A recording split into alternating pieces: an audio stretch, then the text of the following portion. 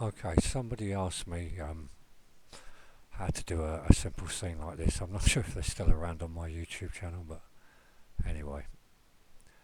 Basically what they want to know is how you did this. Or something slightly more interesting than this with glow and what have you. But I think basically what they needed to know was how to get this movement on. Um, it's actually very, very simple.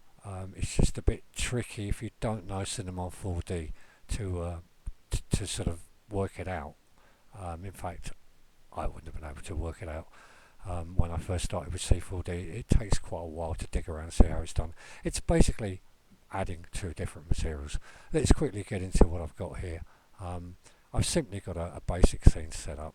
I'm not using any GI, so I've got a sky with an HDR on it for reflections and an area light. I don't think I need to go into that for everyone.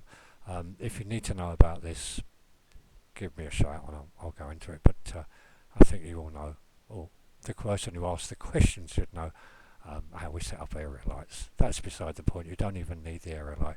That's not what we're looking at. We're looking at this sphere. I'm using advanced render, and I'll let you know why. Well, now really. What I've done, let's take that material off first. I've just added a sphere, and I've given it this reflective material, which is basically I've removed the default and I've added in a Beckman. Roughness at 10. The only thing we need to look at here is I put the global reflection brightness right down to 6.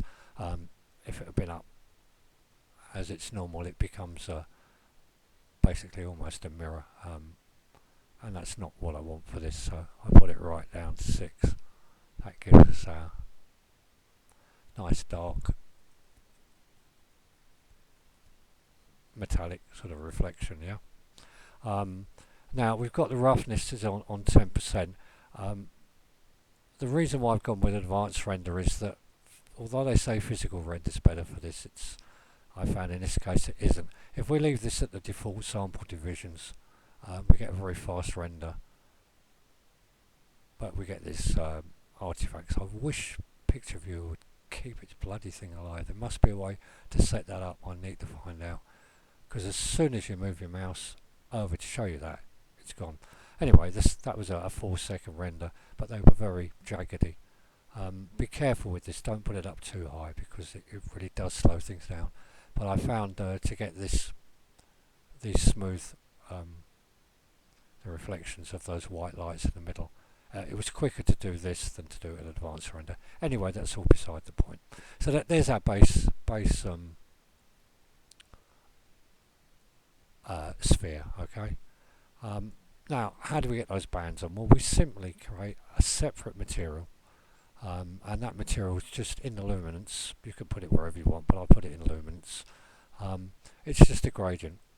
I've set the gradient to be cylindrical. You're going to have to play around with these all to get the feel and to get to understand. I find gradients a bizarre thing. Even reading the manual doesn't really help. I can never really understand them, and each and every time I play with them I've got to pull and tug and twist. But in this case, cylindrical is what we wanted.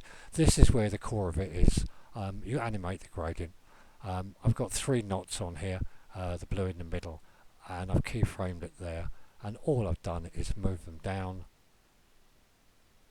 to 90 frames and keyframe them there. That's all there is to that, okay? We slap this on top of the sphere, but what happens is it takes over. Okay, so the sphere is now, it's got its movement, but we've lost the reflective below, and this is where it comes in, add material. Basically what you're saying is that the one on the left is your base layer, and then any others that you add to the right we can stack up. You can do it for a multitude of them. You have to read up on the manual as to what the rules are, as to what can stack on what, and blah blah blah blah blah. But for this example, that's all it was a question of stacking, adding the material. Okay, so without the add, it's just that material that's overriding. With the add, and the two match together. Okay, so play around with that idea. As I say, this is the core of it, this gradient.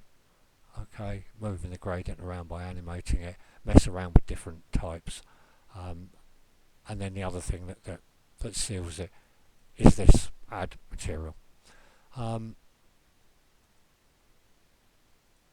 that basically is all I've done to get this. As I say, there's a bit of ambient occlusion at the bottom here, an area light, and the HDRI set to invisible to camera, but just for the reflections.